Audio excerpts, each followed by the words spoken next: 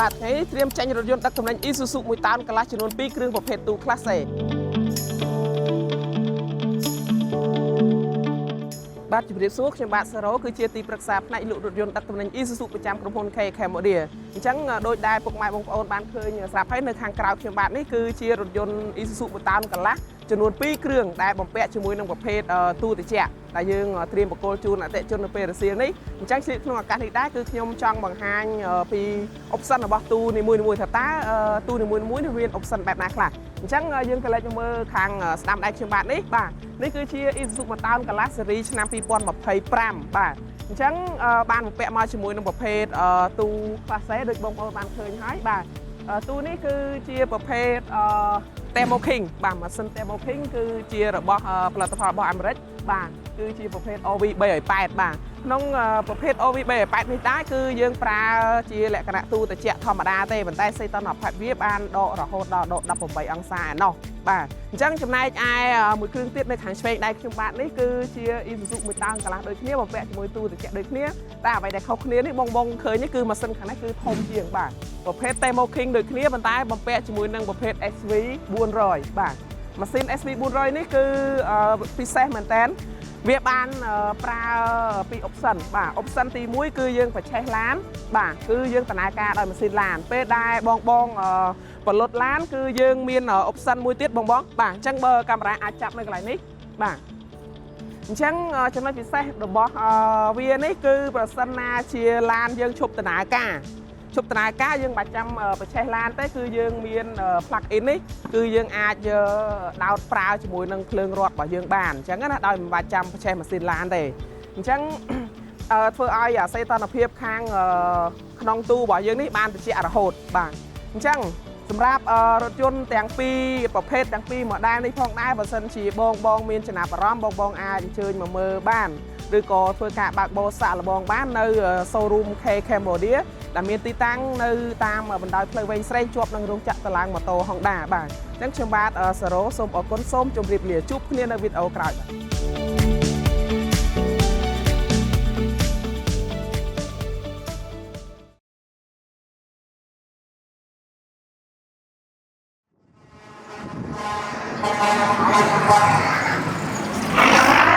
បាទគ្រប់ជំរាបសួរបងដែលរស់នៅទីក្រុងភ្នំពេញក៏ដូចជាបងដែលរស់នៅតាមបណ្ដាខេត្តហើយក៏សួស្ដីទៅអតិថិជន Isuzu ទាំងអស់គ្នា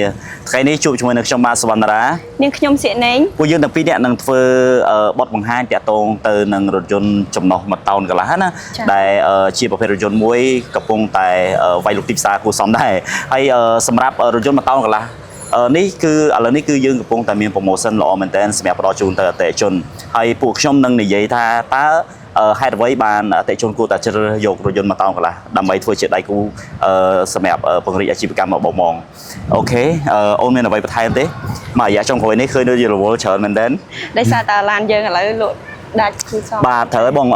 ដោយសារតែមករយៈនេះភ្ញៀវគាត់អញ្ជើញមកមើលច្រើនហើយយើងត្រូវ delivery ជូនទៅពួកគាត់អញ្ចឹងពេលខ្លះអាចនិយាយបានថាយើងដាច់បាយដែរអញ្ចឹងណាបងអូខេអញ្ចឹងសម្រាប់ការ live ថ្ងៃនេះដែរខ្ញុំសូមបង្ហាញនៅខាងក្រោយខ្នងខ្ញុំនេះគឺជាប្រភេទរថយន្តចំណុះមួយតោនកន្លះរបស់ Isuzu របស់យើងណានេះគឺជា model ឆ្នាំ2025សម្រាប់ការ design នៅខាងក្រៅគឺរូបរាងនៅខាងមុខនេះគឺស្ទស់ស្អាតមែនតើអូនបន្ថែមបានសម្រាប់រថយន្ត Isuzu របស់យើងតែគេ design ឡើងមានលក្ខណៈជារាងប្រអប់4ជ្រុងអញ្ចឹងបងប្អូនកលេចមកដំបូងគឺមើលទៅឃើញផ្ទៃវារាបស្មើស្អាតដែលគេ design ឡើងគឺផ្ដោតលើភាព clean សាមញ្ញអត់ញ៉ៃញ៉ៃហើយបងប្អូនអាចកសម្គាល់ពីភាពធន់នៃរថយន្ត Isuzu របស់យើងដែរល្អមែនទែន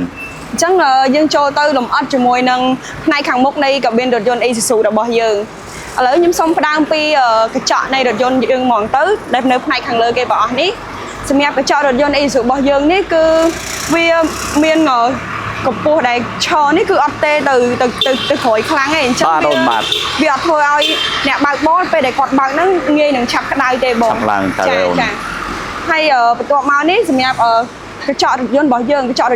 នេះគឺមានទំហំធំបងយើងអាចមើលឧបសគ្គបានច្បាស់ហើយលើសពីនេះទៅទៀតក៏មានកញ្ចក់មួយទៀតសម្រាប់ជំនួយដល់បងដែលគាត់ឡើងទៅដល់លើក្នុងកាប៊ីនទៅគាត់អាចមើលឃើញឧបសគ្គឬមួយក៏អ្វីមួយដែលនៅទៅខាងមុខរថយន្តរបស់យើងណាបង ចាហើយសម្រាប់រថយន្ត Isuzu 1តោនកន្លះរបស់យើងនេះគឺ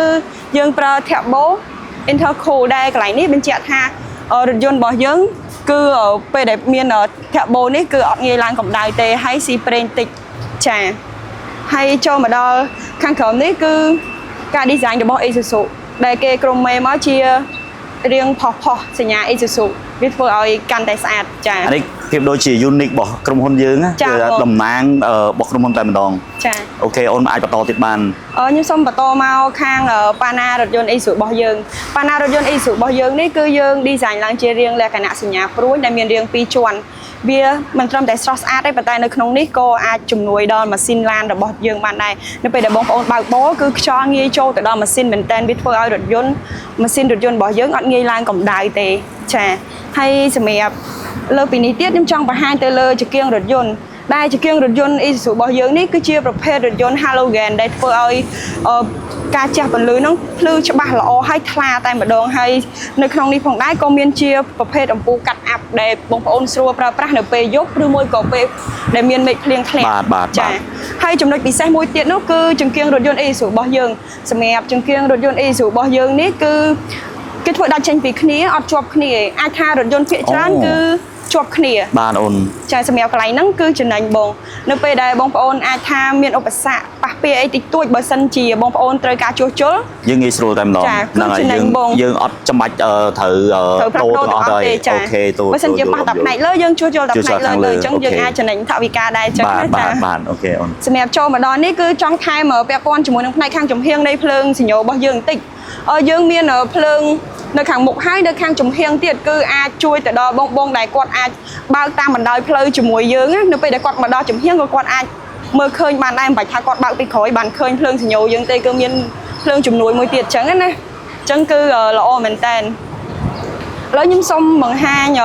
មុននឹងចូលទៅដល់ក្នុងកាប៊ីនរថយន្តគឺចង់បង្ហាញពីទ្វាររថយន្តរបស់យើងបន្តិចសម្រាប់ទ្វាររថយន្តរបស់យើងនេះគឺមានទំហំធំអញ្ចឹងធ្វើឲ្យបងប្អូនឡើងទៅអត់ចៀតអត់ទៅខ្លួនទេងាយស្រួលមែនតើឥ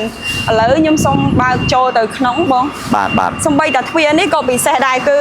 វាមានរាងបញ្ឈរអញ្ចឹងបងប្អូនកាន់មកគឺស្របមួយដៃយើងតែម្ដងចា៎ត្រូវអូនហ្នឹងហើយឥឡូវខ្ញុំបើកជូននេះបងប្អូនអាចមើលស៊ុមនៃរថយន្តរបស់យើងបានគឺមានទំហំដែលធំសមល្មមដែលបងប្អូនអាចឡើងទៅដល់ងាយស្រួលមិនវាអត់ប៉ះយើងវាងាយហ្នឹងហើយយើងងាយស្រួលនៅក្នុងការអង្គុយសម្រាប់បងគាត់ប្រភេទគាត់បើកបរអីគាត់អត់នឿយហត់ទេព្រោះដោយសារតែទី1តាក់ទងទៅនឹង space នៅខាងក្នុងអាចនិយាយបានថាវាធំទូលាយមែនតើដូចខ្ញុំដូចបងកម្ពស់1 ម៉ែត្រចិត្តជាងដែរចាំមើលបងសាកចូលទៅតើវាមានផាសុកភាពបែបម៉េចសម្រាប់ឡាន Isuzu ចំណុះ1តោនកន្លះនេះបើយើងនិយាយទៅគឺមកល្មមនៅក្នុងការប្រើប្រាស់តែម្ដងយើងអាចនិយាយបានថាទី1 space នៅខាងក្នុងយើងអាចធំទូលាយយើងអាចអង្គុយគ្នាបាន3នាក់ហើយសម្រាប់កៅអីគឺយើងអាចបត់បែនទៅតាមតម្រូវការរបស់អតិថិជនមានន័យថាគាត់អាចត្រូវដឹកអវ៉ាន់នៅខាងក្នុងអីក៏គាត់អាចដាក់អវ៉ាន់បានខ្លះបានដែរអញ្ចឹងណាអូនហើយតែទៅនឹងកៅអីនេះគឺយើងអាចកាច់បានមានន័យថាទៅមុខថយក្រោយគឺយើងអាចស្រេបានណាហើយចង្កូតក៏យើងអាចស្រេបានដូចគ្នាតែទៅនឹងចង្កូតលើកឡើងចុះក្រោមទៅមុខថយក្រោយអីគឺយើងអាចស្រេបានហើយចំណុចពិសេសមួយទៀតដែលខ្ញុំចង់បង្ហាញទៅអតិថិជនហ្នឹងគឺតាក់ទងទៅលើម៉ាស៊ីនត្រជាក់សម្រាប់ឡាន Isuzu របស់យើងនេះគឺបំពាក់ជាមួយនឹងម៉ាស៊ីនត្រជាក់គឺ original ពីជប៉ុនតែម្ដងមានន័យថាពេលបងបើកបរគឺវាត្រជាក់ហើយតើភាពត្រជាក់កើតមានឡើងគឺ confident នៅក្នុងការបើកបរគឺល្អមែនទែនហើយសម្រាប់តាក់ទងនឹងកុំព្យូទ័រ digital តាក់ទងនឹងភ្លើងឲ្យសញ្ញាអីគឺផុសច្បាស់នៅលើ display ឡានរបស់យើងតែម្ដងមានន័យថាងាយស្រួលបងនៅក្នុងការមើលទៅលើភ្លើងសញ្ញាងាយស្រួលនៅក្នុងការបើកបរគឺអត់ពិបាកបងទេអត់ពិបាកទេអញ្ចឹងណាបងហើយយើងមាន space សម្រាប់ដាក់ឯកសារយើងមានកន្លែងសម្រាប់ដោត USB សម្រាប់ក្នុងការសាកថ្មទូរស័ព្ទស្ដាប់ចម្រៀងអីគឺពិសេសមែនតើបងអាចឆែកមើលបានគឺមានសភាពធំទូលាយកាប៊ីនដែលរៀងជ្រុងបែបនេះមានន័យថាចេះងាយស្រួលនៅក្នុងការមើលផ្លូវពេលដែលបងឡើងមកដល់ក្នុងឡាននេះបងនឹងអាចយល់គឺយើងអាចមើលច្បាស់តែម្ដងស្ទឹងតែ360ដឺក្រេនៅមកជុំវិញរបស់ខ្លួនប្រាណខ្លួនរបស់យើងនៅពេលដែលយើងកំពុងបើកបរគឺយើងអាចមើលបានច្បាស់អញ្ចឹងនៅខាងក្នុងគឺខ្ញុំណែនាំបានប៉ុណ្ណឹងខ្ញុំនឹងជួនាំបងទៅមើលនៅខាងម៉ាស៊ីនវិញអូមួយទៀតបង សម្រាប់កៅអីនេះជាប្រភេទកស៊ូណាកស៊ូនេះងាយស្រួលនៅក្នុងការសម្អាតអាចនិយាយបានថាពេលដែលមានប្រឡាក់មានទូលីមានអីគឺយើងងាយស្រួលនៅក្នុងការសម្អាតអញ្ចឹងហើយវាជាប្រភេទស្បែកដែលមាំអត់ងាយដាច់លាត់ឬមួយក៏លហែកអីទេបងអានេះគឺធន់មែនតើចាបងមុនចូលទៅដល់ម៉ាស៊ីនខ្ញុំអាចសុំបង្ហាញចំហៀងរថយន្តអូខេអូខេអញ្ជើញហ្នឹងហើយចាសម្រាប់ចំហៀងរថយន្តរបស់យើងនេះគឺមានចំណុចតូចពិសេសច្រើនមែនតើដែលសម្រាប់ការចាប់កាន់របស់យើងនេះគឺវា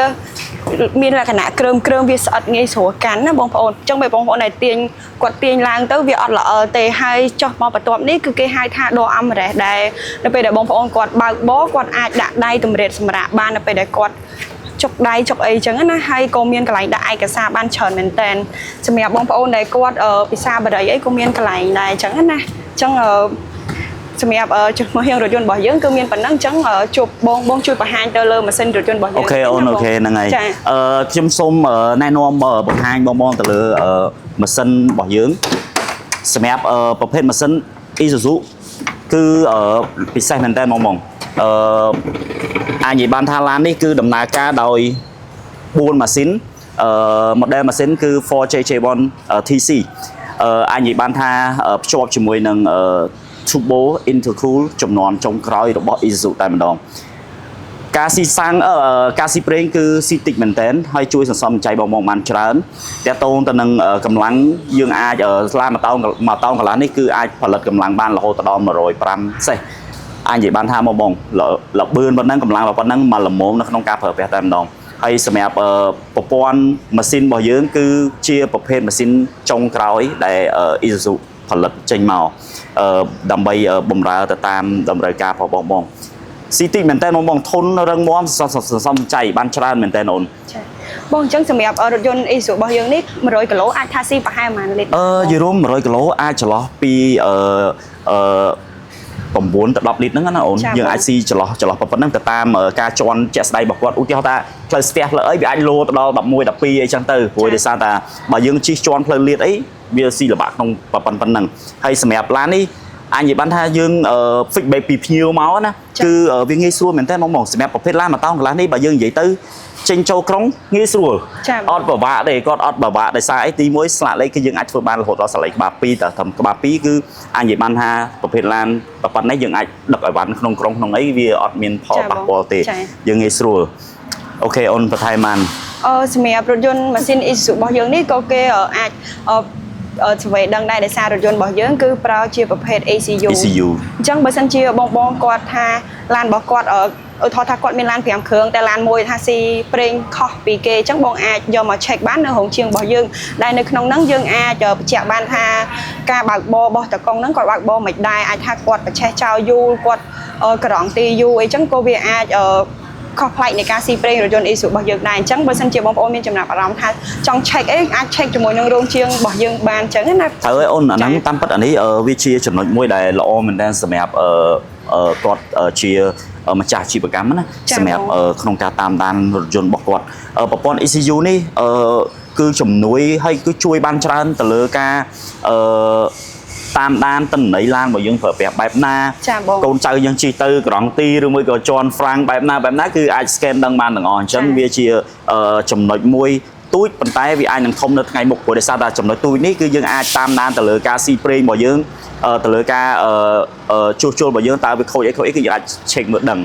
អូខេអញ្ចឹងអូនចូលបង្ហាញទៅលើប្រភេទសាក់ស៊ីឡានឬមួយក៏អីផ្សេងទៀតចាឥឡូវនេះខ្ញុំចង់បង្ហាញបងប្អូនទាំងអស់គ្នាពាក់ព័ន្ធជាមួយនឹងសាក់ស៊ីរថយន្តរបស់យើងដែលសាក់ស៊ីរថយន្តរបស់យើងនេះយើងធ្វើមកពីដែកថែបហើយវាធន់មាំហើយស្វិតមែនតើសម្រាប់សាក់ស៊ីរបស់យើងគឺវាទន់រលាស់ដែរអញ្ចឹងណាអញ្ចឹងដឹករថយន្តទៅគឺល្អមែនដឹកទំនិញល្អមែនតើហើយបងប្អូនឆ្ងល់ថាឃើញមានប្រឡោះដែលគេចោះស្រាប់អញ្ចឹងណាសម្រាប់ប្រឡោះនេះគឺខាងរោងចក្រគាត់បានចោះមកស្រួលជាសាច់តែម្ដងដោយសារតែពេលបងប្អូនយកឡានទៅគឺត្រូវតែតម្លើងត្រង់ឲ្យបងចាអញ្ចឹងនៅពេលដែលបងតម្លើងត្រង់គឺយើងត្រូវចាប់អញ្ចឹងគឺយើងចាប់ជាមួយនឹងប្រឡោះដែលគេចោះស្តង់ដារពីរោងចក្រតែម្ដងយើងអត់យកមកចោះខ្លួនឯងវាខូចសាច់សាក់ស៊ីអញ្ចឹងត្រូវអូនខូចសាច់សាក់ស៊ីចាសម្រាប់សាក់ស៊ីនេះបើសិនជាបងប្អូនយកទៅធ្វើត្រង់បដ ாய் វាបានដល់ទៅ3ម៉ែត្រកន្លះហើយតឹងបានដល់1.9ម៉ែត្រអញ្ចឹងគឺចំណេញមែនតើដឹកបានច្រើនចាមកល្មមហ្មងមកល្មមចា ហើយតើតើនឹងចិត្តដូចចិត្តមិនដែរអូនចិត្តចិត្ត សម្រាប់ចិត្តរថយន្តរបស់យើងនេះគឺយើងជាប្រភេទចិត្តដប់ហើយមិនត្រឹមតែចិត្តដប់ទេសម្រាប់ចិត្តរថយន្តរបស់យើងនេះគឺនៅសងខាងសាក់ស៊ីតែម្ដងគឺបងប្អូនអាចមើលបានវាអត់នៅក្រោមសាក់ស៊ីទេអញ្ចឹងនៅពេលដែលវាអមសងខាងអញ្ចឹងបងប្អូនដឹងស្រាប់គឺវាទប់លំនឹងបានល្អមែនតើនៅពេលដែលយើងដឹកអីវ៉ាន់ធ្ងន់បាទល្អមែនតើលើពីចិត្តលើពីសាក់ស៊ីក៏មានប៉ងដែរដែលប៉ងរបស់យើងធំបងអាចមើលបានណាចាល្អមែនតើបងធំបែបនេះបងនៅពេលដែលបងដឹកធ្ងន់ណាយើងជន់យើងដឹកធ្ងន់អញ្ចឹងវាធ្វើឲ្យឡានរបស់យើងអត់ប្រឹងខ្លាំងទេទី1នៅពេលដែលពងធំអញ្ចឹងពេលដែលយើងជន់ទៅគឺវាអត់ងាងម៉ាស៊ីនវាអត់ងាងម៉ាស៊ីនណាអញ្ចឹងធ្វើឲ្យម៉ាស៊ីនរបស់យើងហ្នឹងរត់ទៅស្ងាត់ចាវាល្អមែនតើហើយតាក់ទងទៅនឹងការទុកទម្ងន់ទុកអីគឺបានច្រើនហើយកង់បងអាចមើលបានជាក់ស្ដែងអានេះយើងប្រភេទកង់ដប់ទៀតប្រភេទកង់ដប់ហើយសម្រាប់សបកកង់នេះក៏បងប្អូនងាយស្រួលរកនៅលើទីផ្សារដែរហើយសម្រាប់សបកកង់នេះគឺសបកលេខ7យ៉ាង16ហើយមានភ្លី12អញ្ចឹងសបកប្រភេទនេះបងប្អូនអាចងាយស្រួលថានៅទីណាក៏មានដែរអញ្ចឹងណាហើយសម្រាប់កង់រថយន្តកង់ដប់ហើយយើងមានកង់ចំនួនមួយទៀតសម្រាប់កង់សកួរនេះបងប្អូនអាចប្រើបានទាំងមុខទាំងក្រោយដោយសារតែកង់សកួរនេះគឺវាលេខប៉ុនគ្នាអញ្ចឹងងាយស្រួលមែនតើចាចាបើចាំដោះដូរច្រើនយើងមានតែមួយលេខយើងប្រើបានយើងប្រើបានមួយនេះមកស្រុកមកល្អមែនតើបងខ្ញុំសូមបញ្ជាក់ជាមួយបងមួយតាក់ទងទៅនឹងប្រភេទទ្រុងរបស់យើងណាសម្រាប់ទ្រុងខាងក្រុមហ៊ុនគឺអាចធ្វើបានទៅតាមតម្រូវការបរទេសជនដែលគាត់កំងណាអូនគាត់ញៀវខ្លះទៅគាត់ចង់បានជាប្រភេទទូស្ងួរទូត្រជាក់ឬមួយក៏ជាប្រភេទបែនស្តែនគឺខាង Isuzu ធ្វើបានជូនទៅបងបានទាំងអស់ហើយសម្រាប់មួយរយៈចុងក្រោយនេះឃើញច្រើនទៅលើបងដែលគាត់ធ្វើជាប្រភេទទូស្ងួរទៅណាព្រោះដោយសារតែនៅក្នុងសម័យឥឡូវនេះគឺតាក់ទងទៅនឹងការរស់ស៊ីបងដូចជាការដឹកជញ្ជូនដឹកអីគឺកំពុងតែហក់ឡើងខ្លាំងមែនទែនអញ្ចឹងបងដែលកំពុងតែមានតម្រូវការជាប្រភេទឡានដឹកអាចជ្រើសរើសយក Isuzu យកទៅប្រើប្រាស់បានទាំងសសំចៃទាំងសុវត្ថិភាពទាំងធន់ទាំងរឹងមាំល្អមែនទែនសម្រាប់ប្រើប្រាស់សម្រាប់បង្រិចអាជីវកម្មរបស់យើងចានិយាយទៅសម្រាប់រថយន្ត Isuzu របស់យើងបងប្អូនយកទៅប្រើគឺបងប្អូនដូរតែប្រេងអីឲ្យទៀងទាត់ទៅហើយអូនហ្នឹងហើយល្អមែនតើព្រោះអត់ងាយខូចចាអូខេហើយតាក់ទងទៅនឹងស្តុបនៅខាងក្រោយនេះបងយើងនិយាយបានថាវាជាសញ្ញាមួយដែលងាយស្រួលនៅក្នុងការផ្ដល់ភ្លើសញ្ញាទៅឲ្យអ្នកនៅខាងក្រោយណាយើងងាយស្រួលនៅក្នុងការអ្នកនៅខាងក្រោយពេលគាត់បើកមកអីគឺគាត់អាចបង្ហាញទៅឃើញច្បាស់ចាសំខាន់ភ្លើងស្តុបរបស់យើងនេះគឺវាភ្លឺថ្លាច្បាស់ត្រូវហើយអូនចាវាស្រួលអ្នកដែលគាត់រួមដំណើរមកយើងគាត់មើលល្អចឹងនេះជាចំណុចមួយដែលសុវត្ថិភាពរបស់ driver ដែលគាត់បើកបរដែរចង់បង្ហាញបងប្អូនសម្រាប់ផ្នែកខាងចំហៀងរថយន្តនេះតិចនេះគឺ reservoir របស់យើងគឺធំមែនតើយើងអាចដាក់ប្រេងបានណាបងសម្រាប់មកតាមកន្លះនេះយើងអាចដាក់បានដល់ទៅ70លីត្រអញ្ចឹងបើសិនជាបងប្អូនធ្វើដំណើរផ្លូវឆ្ងាយអីអត់ខាត់ពេលចូលចាក់ប្រេងច្រើនទេល្អមែនតើចាបងមានអីបន្ថែមទៀតទេបងមិនធម្មតាដាក់បាន70លីត្រទេសំខាន់មានសោចាក់ការពារសុវត្ថិភាពទៀតធម្មតានេះយើងឡានយើងប្រើសោយើងមានសោសម្រាប់ការពារសុវត្ថិភាពតែទៅនឹងកអែបងអាចមើលបានគឺខ្ពស់មានន័យថាងាយស្រួលនៅក្នុងពេលដែលឡានយើងបើកបរទៅគឺវាស្រូបខ្យល់ទៅវាបានល្អមែនទែនខ្ពស់ហើយវាធំទៀតអញ្ចឹងណាបងអូខេអញ្ចឹងសម្រាប់ចម្ងល់ឬមួយក៏បងមានចម្ងល់អីអាច check ព័ត៌មានមួយពួកយើងបានទៅតាមលេខទូរស័ព្ទនៅខាងលើហ្នឹងឬមួយក៏តាម Facebook page ផ្លូវការរបស់ Isuzu Truck ដែលយើងកំពុងតែធ្វើការ live ផ្ទាល់នេះហើយសម្រាប់បងដែលសួរនាំព័ត៌មាននៅក្នុងយើងក្នុងយើងកំពុង live ហ្នឹងណានឹងមានតម្លៃពិសេសដល់ជួលដូចគ្នាដែរអញ្ចឹងណាបងអាចតាក់ទងមកបានព្រោះដោយសារតាប្រភេទឡាន1តោនកន្លះនេះដូចជានៅមិនយូរទេអូនបងអត់ឃើញចូលមក4-5គ្រឿង10គ្រឿងអីប្រហែលជាកន្លះខែអស់កន្លះខែអស់ដាច់ស្តុករហូតយើងប្រឈមមុខក្នុងការដាច់ស្តុកដោយសារតែក្រុម Apple គឺអតិថិជនគាត់គាំទ្រច្រើនអញ្ចឹងអ្វីដែលពួកខ្ញុំចង់ជំរាបទៅបងនេះគឺបើសិនជាកំពុងតែស្ថិតនៅក្នុងការពិចារណាឬមួយក៏កំពុងតែដើរមើលឡានសម្រាប់យកទៅបង្រៀនអាជីវកម្មគឺអាចអញ្ជើញមកមើលនៅ showroom ផ្ទាល់មកឬមួយក៏បងខ្លះក៏អត់មានពេលទេគាត់ថាអូនឆ្ងាយឬមួយក៏អីចឹងណាក៏ខ្ជិលមកអីចឹងទៅតាក់ទងមកពួកយើងមក យើងយកឡានឲ្យដល់ផ្ទះហ្មងដល់យកដល់កន្លែងផ្ទះបងយកទៅដល់កន្លែងកន្លែងធ្វើការបងដើម្បីឲ្យបងមើលផ្ទាល់តេស្តផ្ទាល់ឲ្យដឹងពីកម្លាំងឡានយើងបែបណាតើដូចអ្វីដែលពួកយើងបាននិយាយអត់ហ្នឹងហើយដើម្បីឲ្យពួកគាត់បានមើលបានសាកផ្ទាល់ទៅមិនដឹងថាអូល្អប្រើព្រោះដោយសារភ្ញៀវខ្លះគាត់អត់ទាន់ធ្វើការសម្រេចចិត្តទេព្រោះដោយសារថាគាត់អត់បានឃើញឬមួយក៏អត់បានសាកអញ្ចឹងណាអញ្ចឹងចង់ឲ្យបងធ្វើការតេស្ត drive ឬមួយក៏មកមើលផ្ទាល់ដើម្បីធ្វើការសម្រេចចិត្តអញ្ចឹងណាអូនសម្រាប់ការតេស្ត drive ហ្នឹងបើសិនជាបងប្អូនអត់មានពេលដូចបងនិយាយមិញគាត់នៅទីឆ្ងាយនៅអីគាត់អាចតាក់ទងមកក្រុមការងារយើងក៏មានយកឡានទៅដល់ទីតាំងគាត់តេស្តបានអញ្ចឹងល្អមែនតើហ្នឹងហើយអញ្ចឹងវាជាសេវាកម្មមួយហើយក៏ជាការយកចិត្តទុកដាក់សម្រាប់ពួកយើងទៅលើអតិថិជនណាយើងមិនមានន័យថាលក់ឡានជួយសម្រួលយើងមិនមែនថាលក់ឡានឲ្យភ្ញៀវឲ្យយើងអត់ឬមួយក៏ផ្ដល់ព័ត៌មានអីគឺយើងផ្ដល់ព័ត៌មានឲ្យចំគោលដៅដែលគាត់ចង់ដឹងហ្មងបាទសួរព័ត៌មានកន្លែងណាមួយដែលគាត់ឆ្ងល់គាត់អាចសួរពួកយើងបានយើងឲ្យចំគោលដៅដែលគាត់ចង់បានអូខេអញ្ចឹងបងសុំបិទកាប៊ីនបន្តិចណាយើងទៅខាងមុខដើម្បី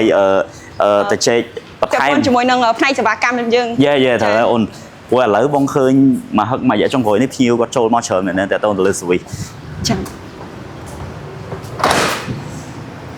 សម្រាប់ការបិទបងកាប៊ីនយើងធូរមែនតើវាមិនរស័យក៏អាចខ្ញុំក៏អាចបិទបានដែរចាបង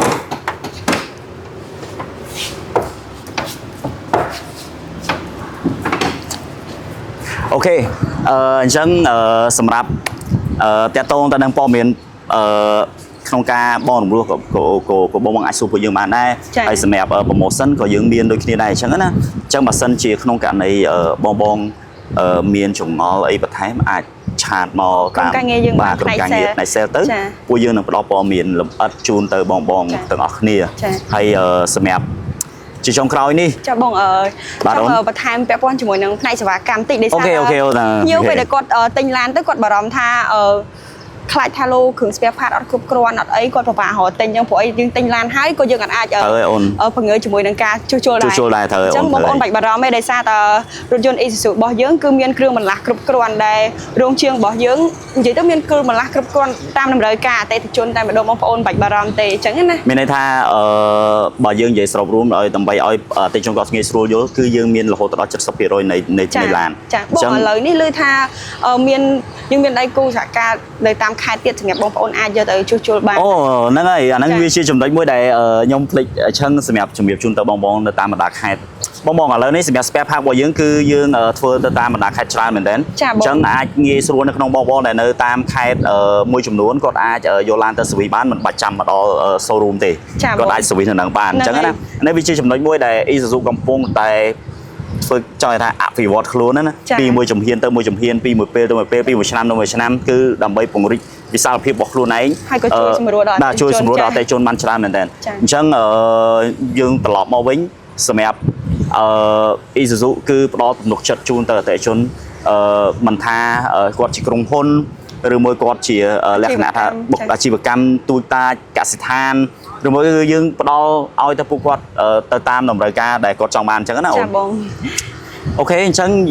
បងដូចជាអស់ហើយអូនមានអីបន្ថែមអត់ដូចជាអស់ដែរបងអស់ដែរណាតោងកន្លះរបស់យើងស្រាប់មកតោងកន្លះហ្នឹងហើយបងសម្រាប់ជាចុងក្រោយនេះខ្ញុំទាំងពីរនាក់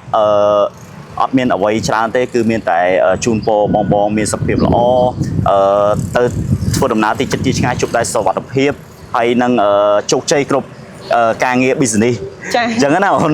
អូខេអញ្ចឹងខ្ញុំទាំងពីរនាក់សវណ្ណរានាងខ្ញុំសៀកណេងពួកយើងទាំងពីរនាក់សូមធ្វើការគោរពលាបងទាំងអស់គ្នាសូមគោរពលា